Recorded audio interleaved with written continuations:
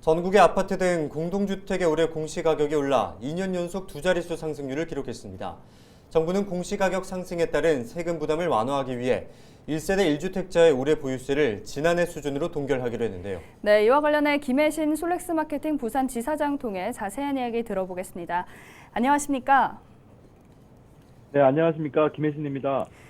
네, 올해 공동주택 공시가격을 살펴보면 부산은 2년 연속 두 자릿수 상승을 보였습니다. 서울 외 지역으로는 유일하게 해운대 LCT가 상위 10위 안에 포함되기도 했는데요. 부산과 전국의 공시가격 변동률에 대해 짚어주시죠. 네, 지난 3월 23일이었죠. 국토교통부에서 공동주택 공시가격안을 공개를 했습니다. 전국적으로는 약 17.2%가 상승을 했는데요. 정부에서는 전년 상승률인 19%보다 상승폭이 줄어서 상승세가 완화되었다 이야기를 하고 있습니다. 하지만 주택을 보유한 사람들 입장에서는 상당히 부담스러울 수밖에 없는 상황으로 보여지고요. 부산의 경우에는 작년보다 한 18.3%가 상승을 했는데요. 아무래도 작년에 부산 지역 주택 가격 상승폭이 높았던 점이 공시가격에도 반영된 것으로 보여집니다. 전국적으로는 인천이 29.3%로 가장 높았고 경기, 충북이 부산보다 높은 상승률을 보였습니다. 아무래도 문제는 이런 아파트 공시가격이 상승하면 세금이 늘어날 수밖에 없다는 건데요. 아직 새로운 정부가 취임을 하기 전이긴 하지만 규제 완화 또는 세금 완화에 대한 유주택자들의 기대가 상당히 높았던 점을 감안하면 이번에 공시가격 상승에 대해서 유주택자들의 불만들도 상당히 높지 않을까라고 생각이 듭니다.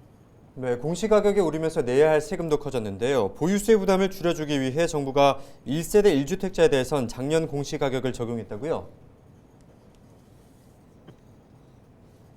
네, 맞습니다. 1주택자에 한해서 올해 인상분을 적용하지 않고 작년 공시가를 적용한다고 발표를 했습니다.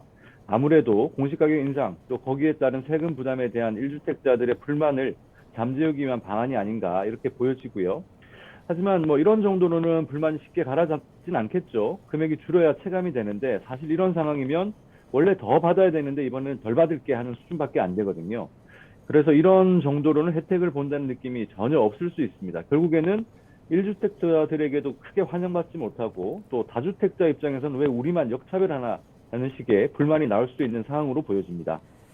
이런 조치가 일시적 유예라는 지적도 많습니다. 결국 내년에 인상분을 한꺼번에 내게 되는 것 아니냐는 건데요. 정부의 이번 조치에 대해 어떻게 보시나요?